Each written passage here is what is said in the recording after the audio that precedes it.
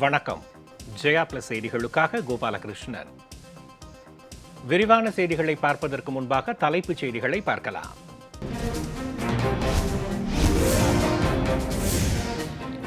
NEET மற்றும் JEE தேர்வுகளுக்கான வழிகாட்டு நெறிமுறைகளை வெளியிட்டது தேசிய தேர்வு முகமை. முகக்கவசம், கையுறை அணிந்து வர மாணவர்களுக்கு உத்தரவு.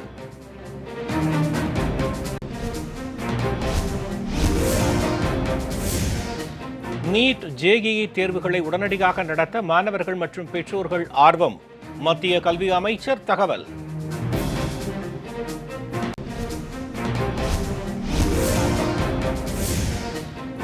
நீட் மற்றும் ஜேஇஇ தேர்வுகளுக்கு தொடரும் எதிர்ப்பு. தேர்வுகளை ஒத்திவைக்க கோரி சமூக ஆர்வலர் கிரேட்டா தன்பர்க், பாலிவுட் நடிகர் சோனு சூட் வலியுறுத்தல்.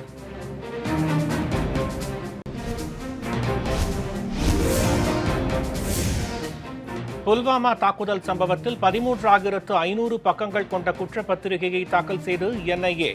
ஜெய்ஷ்-இ முகமது பயங்கரவாத அமைப்பு தலைவர் மசூத் அசார் உள்ளிட்டோர் பெயர் சேர்ப்பு.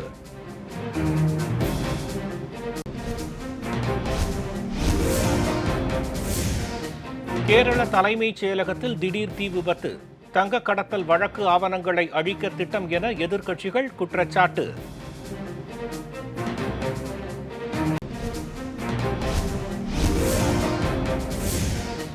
நாடாளுமன்ற மழைக்கால கூட்டத்தொடர் வரும் 14ஆம் தேதி முதல் அக்டோபர் 1ஆம் தேதி வரை நடத்த பரிந்துரை.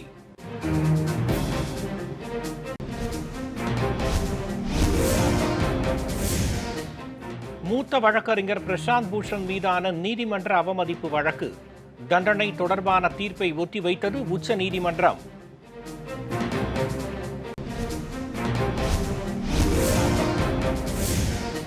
மகாராஷ்டிர மாநிலத்தில் 4 மாடி கட்டடம் இடிந்து விழுந்த விபத்து. பலி எண்ணிக்கை 13ஆக அதிகரிப்பு.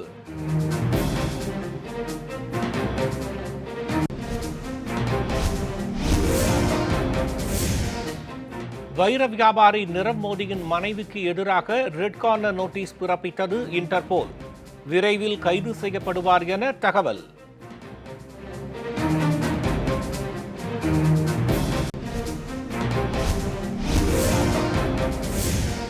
திருவனந்தபுரம் விமான நிலையத்தை அதானி குழுமத்திற்கு குத்தகை விடுவதற்கு எதிர்ப்பு.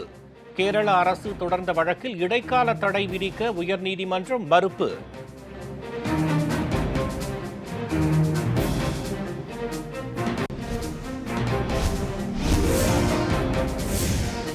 இரண்டாயிரத்தி 19-2020 நிதியாண்டில் 2000 ரூபாய் நோட்டுகள் ஒன்று கூட அச்சடிக்கப்படவில்லை. ரிசர்வ் வங்கி தகவல்.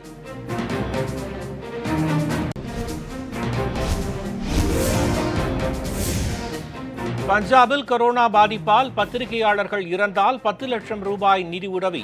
முதலமைச்சர் அமரீந்தர் சிங் அறிவிப்பு.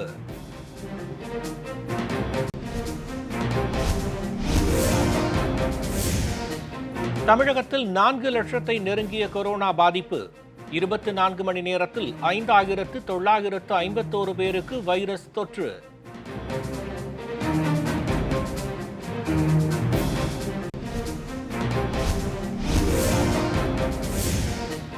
சாத்தான்குளம் இரட்டை கொலை வழக்கில் சிபிஐ அறிக்கை தாக்கல். ஜெகராஜ் உடலில் 17 காயங்களும், பென்னிக்ஸ் உடலில் 13 காயங்களும் இருந்ததாக தகவல்.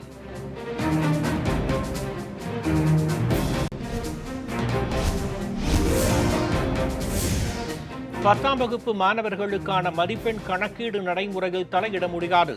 வழக்கை தள்ளுபடி செய்தது உயர்நீதிமன்றம்.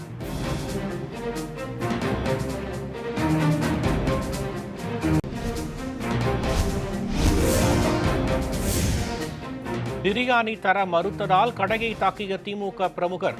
சிசிடிவி காட்சிகள் அடிப்படையில் கைது செய்து போலீசார் தீவிர விசாரணை.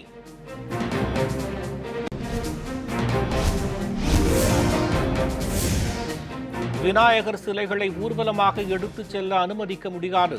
சென்னை உயர்நீதிமன்றம் பிறப்பித்த உத்தரவை ரத்து செய்ய உச்சநீதிமன்றம் மறுப்பு.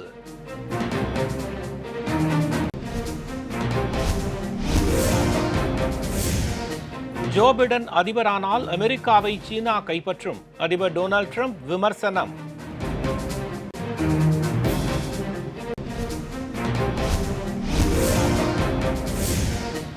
சர்வதேச டெஸ்ட் கிரிக்கெட் போட்டிகளில் 600 விக்கெட்டுகளை வீழ்த்தி அபாரம். முதல் வேகப்பந்து வீச்சாளர் என்ற சாதனையை படைத்தார் இங்கிலாந்து வீரர் ஜேம்ஸ் ஆண்டர்சன்.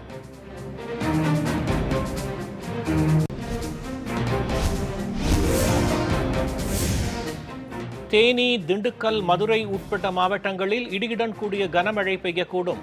வானிலை ஆய்வு மையம் தகவல்.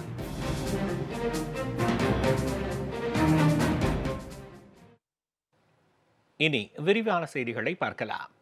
நீட் மற்றும் ஜேஇஇ நுழைவுத் தேர்வில் பங்கேற்க உள்ள மாணவர்களுக்கான வழிகாட்டு நெறிமுறைகளை தேசிய தேர்வு முகமை வெளியிட்டுள்ளது. கொரோனா பரவல் காரணமாக கடந்த மே மாதம் நடைபெறவிருந்த ஜேஇஇ மற்றும் நீட் நுழைவுத் தேர்வு செப்டம்பர் மாதத்திற்கு ஒத்திவைக்கப்பட்டது. கொரோனா தாக்கம் முழுவதுமாக நீங்காத நிலையில் நுழைவுத் தேர்வை நடத்தக்கூடாது என மாணவர்கள், பெற்றோர்கள், அரசியல் கட்சிகள் உட்பட பல்வேறு தரப்பினரும் வலியுறுத்தி வருகின்றனர். நீட், ஜேஇஇ தேர்வை ரத்து செய்ய கோரி உச்சநீதிமன்றத்தில் தொடரப்பட்ட வழக்கு தள்ளுபடி செய்யப்பட்டது. இதையடுத்து திட்டமிட்டபடி வரும் 1ஆம் தேதி முதல் 6ஆம் தேதி வரை ஜேஇஇ நுழைவுத் தேர்வும், வரும் 13ஆம் தேதி நீட் நுழைவுத் தேர்வும் நடைபெறவுள்ளது. நுழைவுத் தேர்வில் பங்கேற்கும் மாணவர்களுக்கான வழிகாட்டுதல்களை தேசிய தேர்வு முகமை வெளியிட்டுள்ளது. அதில் மாணவர்கள் முகக்கவசம், கையுறை அணிந்து வர வேண்டும், குடிநீர் பாட்டில் மற்றும் சானிடைசர் கொண்டு வர வேண்டும் என தெரிவிக்கப்பட்டுள்ளது. ஒவ்வொரு மாணவரும் சோப்பை பயன்படுத்தி கை கழுவிய பின்னரே தேர்வு அறைக்குள் அனுமதிக்கப்பட வேண்டும் என்றும் தெரிவிக்கப்பட்டுள்ளது. மாணவர்களுக்கு வெப்ப பரிசோதனை செய்யப்பட்டு அதில் 99.4 ஃபாரன்ஹீட் வெப்பநிலைக்கு மேல் இருப்பவர்கள் தனி அறையில் தேர்வு எழுத அனுமதிக்கப்படுவார்கள் என்றும் தெரிவிக்கப்பட்டுள்ளது.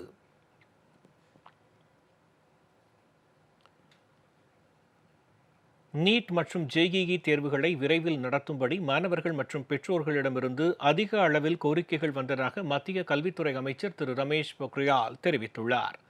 அடுத்த மாத தொடக்கத்தில் ஜேஇஇ முதன்மை தேர்வும், வரும் 13ஆம் தேதி நீட் தேர்வும் நடைபெறவுள்ளது.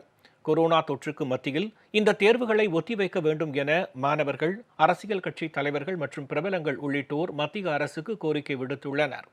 இந்நிலையில் தொலைக்காட்சி ஒன்றிற்கு பேட்டியளித்த பாஜகவைச் சேர்ந்த மத்திய கல்வி அமைச்சர் திரு ரமேஷ் பொக்ரியால் நீட் மற்றும் ஜேஇஇ தேர்வுகளை உடனடியாக நடத்தும்படி மாணவர்கள் மற்றும் பெற்றோர்களிடமிருந்து மத்திய அரசுக்கு அதிக அளவில் கோரிக்கைகள் வந்ததாகவும், 85% மாணவர்கள் தேர்விற்கான அனுமதிச் சீட்டை பதிவிறக்கம் செய்துள்ளதாகவும் தெரிவித்துள்ளார். மாணவர்களின் நலனுக்கு எதிராக மத்திய அரசு ஒருபோதும் செயல்படாது என்று குறிப்பிட்ட அவர், மாணவர்களின் பாதுகாப்பை முக்கியம் என்றும் உள்துறை அமைச்சகம் வெளியிடும் வழிகாட்டுதல்கள் அடிப்படையில் பள்ளிகளை திறப்பது குறித்து முடிவெடுக்கப்படும் என்றும் கல்வி அமைச்சர் ரமேஷ் பொக்ரியால் கூறினார்.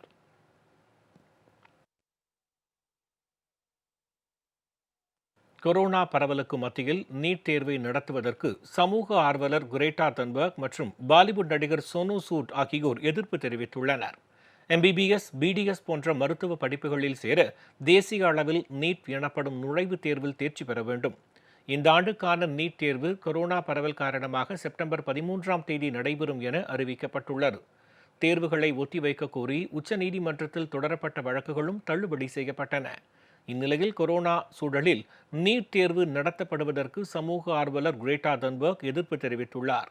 இதுகுறித்து ட்விட்டரில் அவர் வெளியிட்டுள்ள பதிவில், இந்தியாவில் கொரோனா பரவல் மட்டுமின்றி பல இடங்களில் வெள்ளத்தால் பாதிப்புக்கு உள்ளான நிலையில் மாணவர்களுக்கு தேசிய தேர்வுகள் எழுத கேட்டுக்கொள்ளப்படுவது நியாயமல்ல. தேர்வை ஒத்திவைக்க கூறுபவர்களுக்கு துணை நிற்பேன் என்று தெரிவித்துள்ளார். இதேபோல் பாலிவுட் நடிகர் சோனு சூட்டும் நீட் மற்றும் ஜேஇஇ தேர்வுகளை ரத்து செய்ய வேண்டும் என வலியுறுத்தியுள்ளார்.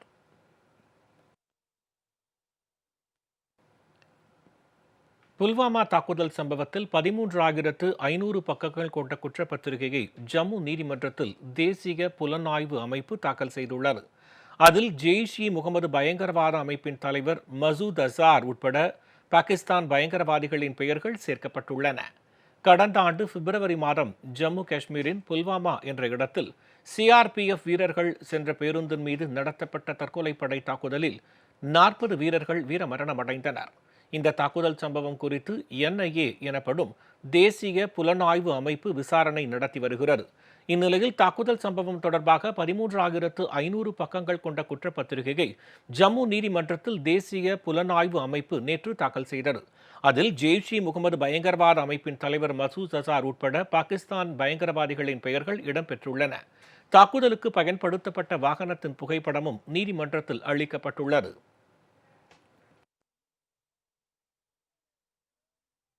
தங்க கடத்தல் தொடர்பான ஆவணங்களை அழிப்பதற்காக திட்டமிட்டு கேரள தலைமைச் செயலகத்துக்கு தீ வைக்கப்பட்டதாக எதிர்க்கட்சிகள் கடுமையாக குற்றம் சாட்டியுள்ளன. கேரள மாநிலம் திருவனந்தபுரத்தில் உள்ள தலைமைச் செயலக கட்டிடத்தில் மின் கசிவு காரணமாக தீ விபத்து ஏற்பட்டது. இதில் சில ஆவணங்கள் எரிந்து சேதமடைந்தன. இந்த நிலையில் ஆளும் கட்சியினர் தீ விபத்து நாடகத்தை நடத்தி அதன் மூலம் தங்க கடத்தல் வழக்கின் முக்கிய ஆவணங்களை அழிக்க முயற்சி செய்ததாக பாஜக மற்றும் காங்கிரஸ் கட்சியினர் குற்றம் சாட்டினர். இந்த தீ விபத்துக்கு முதலமைச்சர் திரு பினராயி விஜயன் பொறுப்பேற்க வேண்டும் என வலியுறுத்தி எதிர்க்கட்சிகள் தலைமைச் செயலகம் முன்பு தர்ணா போராட்டத்தில் ஈடுபட்டன. இதனையடுத்து இது தொடர்பாக ஆளுநர் திரு ஆரிஃப் முகமது கானிடம் காங்கிரஸ் கட்சியைச் சேர்ந்த சட்டப்பேரவை எதிர்க்கட்சித் தலைவர் திரு ரமேஷ் சென்னிதாலா சந்தித்து பேசினார். இதற்கிடையே தீ விபத்து குறித்து விசாரணை நடத்த தலைமைச் செயலாளர் திரு விஸ்வாஸ் மேத்தா உத்தரவிட்டுள்ளார்.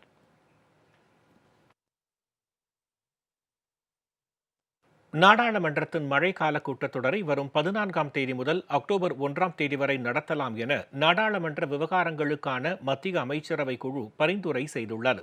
நாடாளுமன்றத்தின் பட்ஜெட் கூட்டத்தொடர் கொரோனா தாக்கம் காரணமாக கடந்த மார்ச் மாதம் 23ஆம் தேதி மறு தேதி குறிப்பிடாமல் ஒத்திவைக்கப்பட்டது. ஒரு கூட்டத்தொடர் முடிந்து அடுத்த 6 மாத காலத்திற்குள் அடுத்த கூட்டம் நடத்தப்பட வேண்டும் என்பது நாடாளுமன்ற நடைமுறை. இந்நிலையில் செப்டம்பர் 14ஆம் தேதி முதல் அக்டோபர் 1ஆம் தேதி வரை நாடாளுமன்றத்தின் மழைக்கால கூட்டத்தொடரை நடத்தலாம் என நாடாளுமன்ற விவகாரங்களுக்கான மத்திய அமைச்சரவை குழு பரிந்துரை செய்துள்ளது.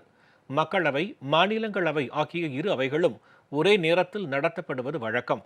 ஆனால் தற்போது கொரோனா பரவல் காரணமாக உறுப்பினர்கள் சமூக இடைவெளியை கடைபிடிக்க வேண்டியிருப்பதால் அதனை கருத்தில் கொண்டு சிறப்பு ஏற்பாடுகள் செய்யப்படுகின்றன. அதன்படி இரு அவைகளின் அரங்குகளும் ஒருங்கிணைக்கப்பட்டு பயன்படுத்தப்படும். இதனால் ஒரே நேரத்தில் இரு அவைகளையும் நடத்த இயலாது. காலையில் ஒரு அவையின் கூட்டமும் மாலையில் மற்றொரு அவையின் கூட்டமும் நடத்தப்படும் என தெரிவிக்கப்பட்டுள்ளது. பார்வையாளர்களுக்கான பகுதியும் நாடாளுமன்ற உறுப்பினர்களின் பயன்பாட்டுக்கு ஒதுக்கப்படும். இந்திய நாடாளுமன்ற வரலாற்றில் இப்படி ஒரு சிறப்பு ஏற்பாடு செய்யப்படுவது இதுவே முதன்முறை என மக்களவை மற்றும் மாநிலங்களவை செயலகங்களின் அதிகாரிகள் தெரிவித்தனர்.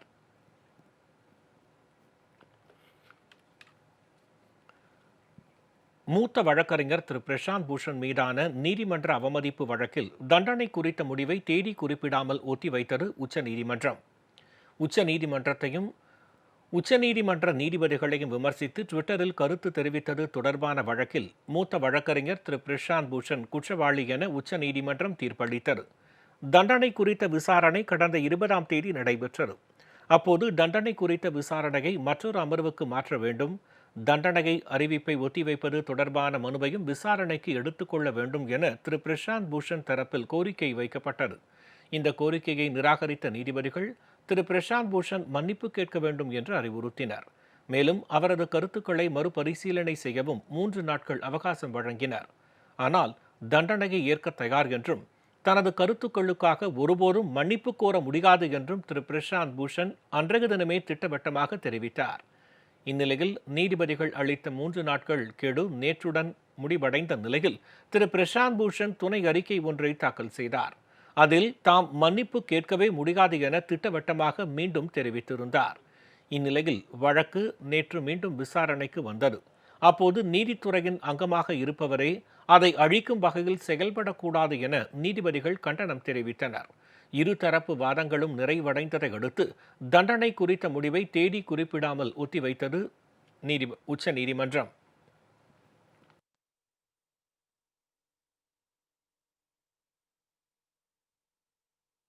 மகாராஷ்டிரா மாநிலம் ராய்கட் மாவட்டத்தில் 4 மாடி கட்டடம் இடிந்து விழுந்த விபத்தில் 4 வயது குழந்தை 19 மணி நேரத்திற்கு பின் இடிபாடுகளில் இருந்து மீட்கப்பட்டுள்ளது.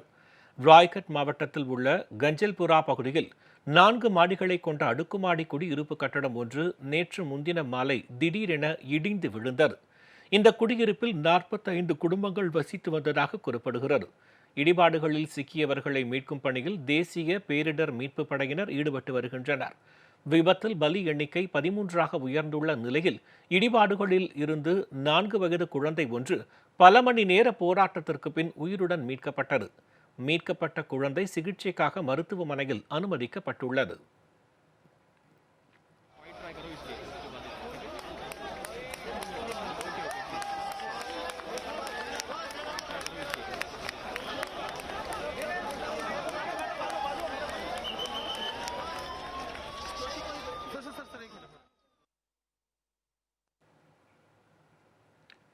பிரபல வைர வியாபாரி நிரவ் மோடியின் மனைவிக்கு சர்வதேச காவல்துறை கைது வாரண்ட் பிறப்பித்துள்ளது. குஜராத்தைச் சேர்ந்த வைர வியாபாரி நிரவ் மோடி மும்பையில் உள்ள பஞ்சாப் நேஷனல் வங்கி கிளையில் 14,000 கோடி ரூபாய் கடன் பெற்று திருப்பிச் செலுத்தாமல் வெளிநாட்டுக்கு தப்பி ஓடியது நாடு முழுவதும் பெரும் பரபரப்பை ஏற்படுத்தியது. இது தொடர்பாக சிபிஐ மற்றும் அமலாக்கத்துறையினர் விசாரித்து வருகின்றனர். இந்நிலையில் நிரவ் மோடியை கைது செய்ய மத்திய அரசு எடுத்த நடவடிக்கையின்படி கடந்த ஆண்டு மார்ச் 19ஆம் தேதி லண்டனில் அவரை கைது செய்து போலீசார் சிறையில் அடைத்தனர். இந்நிலையில் நிரவ் மோடியின் சட்டவிரோத பண பரிமாற்றத்தில் தொடர்புடைய நிறுவனங்களின் இயக்குநராக பணியாற்றிய அவரது மனைவி அமி மோடிக்கு கைது வாரண்ட் பிறப்பிக்க சர்வதேச போலீஸ் அமைப்பான இன்டர்போலிடம் அமலாக்கத்துறை கோரியிருந்தது. அதன்படி அமி மோடிக்கு எதிராக ரெட் கார்னர் நோட்டீஸை இன்டர்போல் பிறப்பித்துள்ளது. இதனையடுத்து இன்டர்போலில் உறுப்பினராக உள்ள 192 நாடுகளில் எங்கிருந்தாலும் அமி மோடி கைது செய்யப்படுவார் என்பது குறிப்பிடத்தக்கது.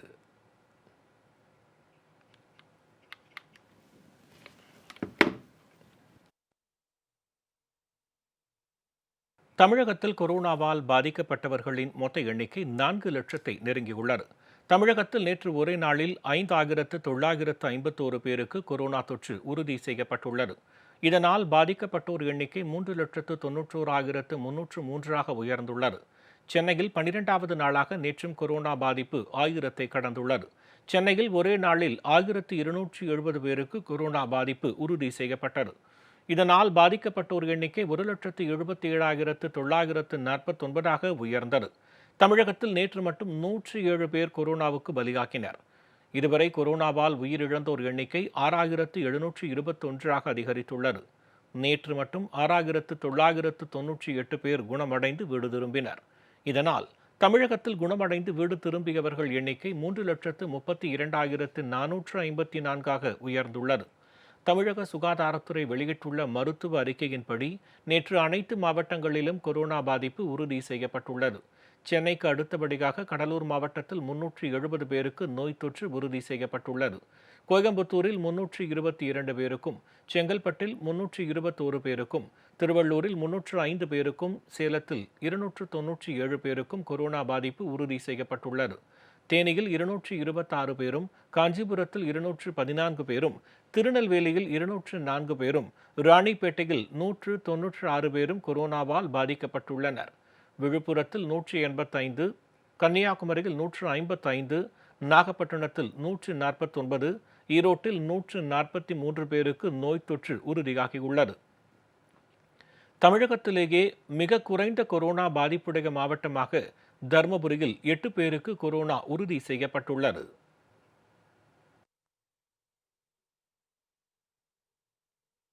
சாத்தான்குளத்தில் காவல் விசாரணையில் உயிரிழந்த தந்தை மகன் ஜெயராஜ் மற்றும் பென்னிக்ஸின் உடலில் பல இடங்களில் காயம் இருந்ததாக சென்னை உயர்நீதிமன்ற மதுரை கிளையில் சிபிஐ தெரிவித்துள்ளது. சாத்தான்குளத்தைச் சேர்ந்த ஜெயராஜ், அவரது மகன் பெனிக்ஸ் காவல் விசாரணையில் உயிரிழந்தது தொடர்பாக சிபிஐ விசாரணை நடத்தி வருகிறது. இந்நிலையில் சென்னை உயர்நீதிமன்ற மதுரை கிளையில் சிபிஐ தாக்கல் செய்த அறிக்கையில் கடந்த ஜூன் 22ஆம் தேதி உயிரிழந்த பெனிக்ஸின் உடலில் 13 இடங்களில் காயங்கள் இருந்ததாகவும் அதிக ரத்தம் உடலிலிருந்து வெளியேறியதாகவும் பிரேத பரிசோதனை அறிக்கையை மேற்கோள் காட்டி தெரிவிக்கப்பட்டுள்ளது. கடந்த ஜூன் 23ஆம் தேதி உயிரிழந்த ஜெயராஜின் உடலில் 17 இடங்களில் காயங்கள் இருந்ததாகவும் குறிப்பிடப்பட்டுள்ளது. இவ்வழக்கில் சிபிசிஐடி இதுவரை 60 பேரை விசாரித்துள்ளதாகவும் சிபிஐ தரப்பில் 35 பேரிடம் விசாரணை நடைபெற்றுள்ளதாகவும் உயர்நீதிமன்றத்தில் தெரிவிக்கப்பட்டுள்ளது. இதற்கிடையே இவ்வழக்கில் காவலர்கள் முருகன், தாமஸ் பிரான்சிஸ், முத்துராஜா ஆகியோரது ஜாமீன் மனுக்களை உயர்நீதிமன்ற மதுரை கிளை நீதிபதி பாரதிதாசன் தள்ளுபடி செய்தார்.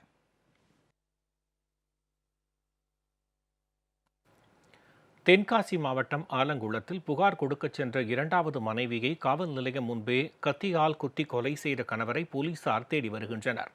பாவூர் சத்திரத்தில் பழக்கடை நடத்தி வரும் முருகன் என்பவருக்கு திருமணமாகி 2 குழந்தைகள் உள்ளனர். இந்நிலையில் திருச்சுழியைச் சேர்ந்த ஏற்கனவே திருமணமான சித்ரா என்ற பெண்ணை பாவூர் சத்திரம் அழைத்து வந்து கடந்த 9 ஆண்டுகளாக குடும்பம் நடத்தி வந்த முருகன் சித்ராவின் மகளுக்கும் பாலியல் ரீதியாக தொல்லை கொடுத்து வந்ததாக கூறப்படுகிறது. இது தொடர்பான புகாரில் ஆலங்குளம் காவல் நிலையத்தில் விசாரணைக்கு 2 தரப்பினரும் ஆஜராகிவிட்டு வெளியே வந்தபோது சித்ராவை கத்தியால் குத்தி கொலை செய்து முருகன் தப்பி ஓடிவிட்டார். இந்த சம்பவம் குறித்து வழக்கு பதிவு செய்த போலீசார் தப்பியோடிய முருகனை தேடி வருகின்றனர்.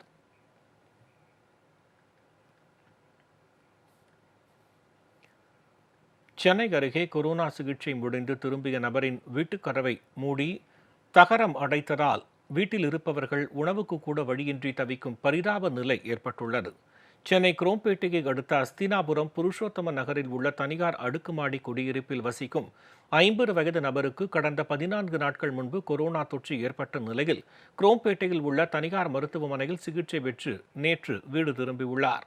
இந்த நிலையில் பல்லாவரம் நகராட்சி சார்பில் அந்த குடியிருப்பில் இருந்து நபர்கள் வெளியேறாமல் இருக்க தடுப்பு அமைக்க முயன்றபோது அங்குள்ள குடியிருப்பு வாசிகள் எதிர்ப்பு தெரிவித்துள்ளனர். இதனால் கொரோனாவில் இருந்து மீண்டவரின் வீட்டின் கதவை முழுவதும் மூடுமாறு இரும்பு தகரத்தை கொண்டு அடைத்துள்ளனர். ஆனால் அங்கு இதய நோயாளிகள் உள்ளிட்ட 4 பேர் வீட்டில் இருப்பதாகவும், எனவே கதவை அடைக்க வேண்டாம் என கூறியும் அதனை மறுத்த ஊழியர்கள் வாசலை அடைத்துச் சென்றனர். இந்த காட்சிகள் சமூக வலைதளங்களில் வெளியாகி அதிர்ச்சியை ஏற்படுத்தியுள்ளது.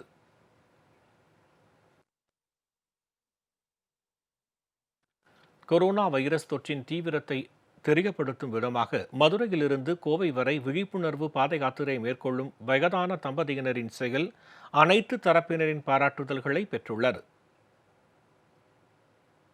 உலகத்தையே உலுக்கிக் கொண்டிருக்கின்ற இந்த கோவிட்-19 கொரோனா வைரஸ் ஆனது இன்றைக்கு நமது தமிழ்நாடு மட்டுமல்ல, இந்திய தேசத்தை மட்டுமல்ல, உலகத்தையே வாழுகின்ற அனைத்து மக்களையும் ஆட்டி படைத்து கொண்டிருக்கின்றது. மருத்துவமனை, மருத்துவக் கல்லூரி, ஆட்சியர் பகுதிகளிலே வருகை தந்து எங்களுடைய துண்டு பிரசுரத்தினுடைய விழிப்புணர்வுகளை நாங்கள் அனைவரும் பார்வைக்கு பதிவு வைத்திருக்கின்றோம். இந்த பயணமானது 33 நாட்கள் 650 கிலோமீட்டர் திருச்சிராப்பள்ளி, விழுப்புரத்திலிருந்து பழைய சேலம் வழியாக கோயம்புத்தூர் வரை சென்று இந்த கோவிட்-19 மக்களை மீட்டெடுப்பதற்கு எல்லா வல்ல இறைவன் நல்லதொரு ஆசியை வழங்குவான் என்ற நம்பிக்கையுடன் இந்த சுற்றறிக்கை துண்டு பிரசுர பயணத்தை மாவட்ட ஆட்சியர் தளத்தில் இருந்து துவங்குகின்றோம். நாகப்பட்டினத்தில் நடைபெற்ற தேசிய நெல் திருவிழாவில் 100க்கும் மேற்பட்ட பாரம்பரிய நெல் ரகங்கள் காட்சிக்கு வைக்கப்பட்டிருந்தன. 1500க்கும் மேற்பட்ட பாரம்பரிய நெல் ரகங்கள் கண்டறியப்பட்டுள்ளதை அடுத்து அவற்றை அனைத்து விவசாயிகளுக்கு கொண்டு செல்லும் நோக்குடன் தேசிய நெல் திருவிழா கொண்டாடப்பட்டு வருகிறது. அதன்படி திருவாரூர் மாவட்டம் திருத்துறைப்பூண்டியில் தொடங்கிய 14வது தேசிய நெல் திருவிழா தமிழகம் முழுவதும் 7 மாவட்டங்களில் நடத்தப்பட்டு இறுதியாக நாகப்பட்டினத்தில் நடைபெற்றது. இதில் நாகை மாவட்ட ஆட்சியர் திரு பிரவீன் நாயர் நிகழ்ச்சியை தொடங்கி வைத்து பாரம்பரிய நெல் ரகங்களை பார்வையிட்டார். கண்காட்சியில் வாசனை சீரகச் சம்பா, ஆத்தூர் சிக்கிலி சம்பா, மாப்பிள்ளை சம்பா, காட்டியானம், தங்கச்சம்பா உட்பட ஏராளமான நெல் ரகங்கள் பார்வைக்கு வைக்கப்பட்டிருந்தன. இந்நிகழ்ச்சியில் முகக்கவசங்கள் அணிந்தும் தனி மனித இடைவெளியை கடைபிடித்தும் குறைந்த அளவிலான விவசாயிகள் மட்டுமே கலந்து கொண்டனர். நிகழ்ச்சியில் கலந்து கொண்ட அனைத்து விவசாயிகளுக்கும் பாரம்பரிய நெல் ரகங்கள் வழங்கப்பட்டன. இந்த 8 மாவட்டங்களில் நடத்திய விழாவில் 4100 பேருக்கு 2 கிலோ வீதம் 10 வகையான பாரம்பரிய நெல் வகைகள் இலவசமாக விநியோகிக்கப்பட்டன. இதனால் விவசாயிகளுடைய வரவேற்பு, விவசாயிகளுடைய மகிழ்ச்சி இந்த விழாவின் காரணமாக அதிகரித்திருக்கிறது என்பது தெள்ளத் தெளிவாக இருக்கிறது.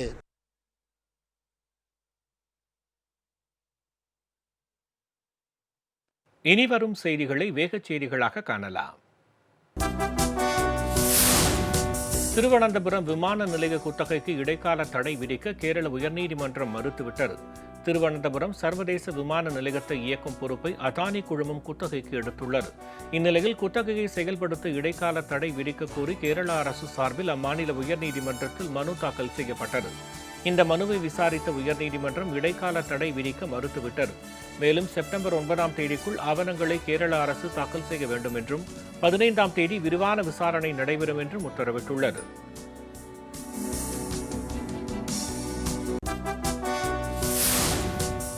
கடந்த 2019-2020 நிதியாண்டில் புதிய 2000 ரூபாய் நோட்டுகள் எதுவும் அச்சிடப்படவில்லை என ரிசர்வ் வங்கி தெரிவித்துள்ளது.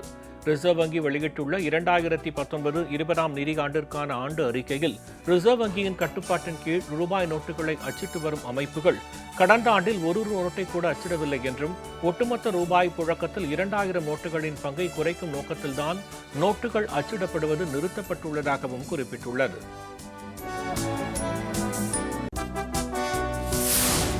பஞ்சாப் மாநிலத்தில் கொரோனா வைரஸ் பாதிப்பால் பத்திரிகையாளர்கள் இறந்தால் 10 லட்சம் ரூபாய் நிதி உதவி வழங்கப்படும் என்று அம்மாநில முதலமைச்சர் திரு அம்ரீந்தர் சிங் அறிவித்துள்ளார். இது தொடர்பாக அவர் வெளியிட்டுள்ள அறிவிப்பில் பஞ்சாப் மாநிலத்தில் அங்கீகரிக்கப்பட்ட அமைப்புகளைச் சேர்ந்த பத்திரிகையாளர்கள் கொரோனாவால் இறந்தால் அவர்களது குடும்பத்திற்கு 10 லட்சம் ரூபாய் நிதி உதவி வழங்கப்படும் என்று தெரிவிக்கப்பட்டுள்ளது. சென்னை தாம்பரத்தை அடுத்த வண்டலூர் அருகே டாஸ்மாக் மேற்பார்வையாளரை தாக்கி 2,33,000 ரூபாயை வழிப்பறி செய்த மர்ம நபர்களை போலீசார் தேடி வருகின்றனர். வண்டலூர் பிரதான சாலையில் உள்ள அரசு டாஸ்மாக் கடையின் மேற்பார்வையாளர் சரவணன் வழக்கம் போல தனது பணியை முடித்து வண்டலூர் சர்வீஸ் சாலை வழியாக வீட்டிற்கு சென்றுள்ளார். அப்போது பின் தொடர்ந்து வந்த சிலர் அவரை வழிமறித்து கட்டையால் தாக்கி கையில் வைத்திருந்த பணப்பையை பறித்துச் சென்றுள்ளனர். இதனிடையே அப்பகுதியில் உள்ள சிசிடிவி கேமராக்கள் உதவியுடன் போலீசார் விசாரணை மேற்கொண்டு வருகின்றனர்.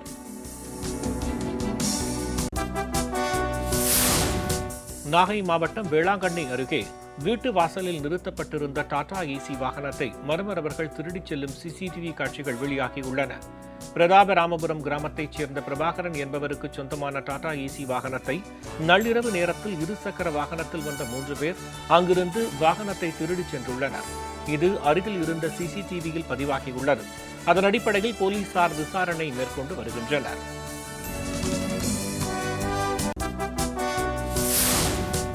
கன்னியாகுமரி மாவட்டம் நாகர்கோவிலில் கஞ்சா விற்பனையில் ஈடுபட்டு வந்த 5 இளைஞர்களை தனிப்படை போலீசார் கைது செய்ததுடன் அவர்களிடம் இருந்த 1 கிலோ கஞ்சா மற்றும் 3 இருசக்கர வாகனங்களை பறிமுதல் செய்தனர். கோட்டாறு பகுதியில் கஞ்சா விற்பனை செய்யப்படுவதாக வந்த தகவலை அடுத்து தீவிர விசாரணை மேற்கொண்ட போலீசார் கஞ்சா விற்பனையில் ஈடுபட்டிருந்த பவன்குமார், அனீஷ், டேவிட், யோகேஷ், அரவிந்த் ஆகிய 5 பேரை கைது செய்தனர். இதனிடையே கடந்த ஒரு வாரத்தில் மட்டும் மாவட்டம் முழுவதும் நடத்தப்பட்ட சோதனையில் 10 கிலோ கஞ்சா பறிமுதல் செய்யப்பட்டதுடன் 10க்கும் மேற்பட்டோர் கைது செய்யப்பட்டிருப்பது குறிப்பிடத்தக்கது.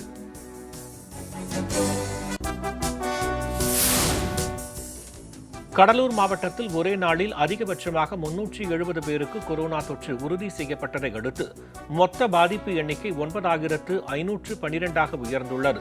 மேலும் 498 பேர் சிகிச்சை முடிந்து வீடு திரும்பிய நிலையில் குணமடைந்தவர்களின் எண்ணிக்கை 6,592 உயர்ந்துள்ளது. தற்போதைய நிலவரப்படி கொரோனா தொற்றால் பாதிக்கப்பட்ட 2,553 பேர் சிகிச்சை பெற்று வருகின்றனர். இதர மாவட்டங்களில் 264 பேர் சிகிச்சை பெற்று வருகின்றனர். ஒரே நாளில் 4 பேர் உயிரிழந்ததை அடுத்து உயிரிழந்தோர் எண்ணிக்கை 103 உயர்ந்துள்ளது.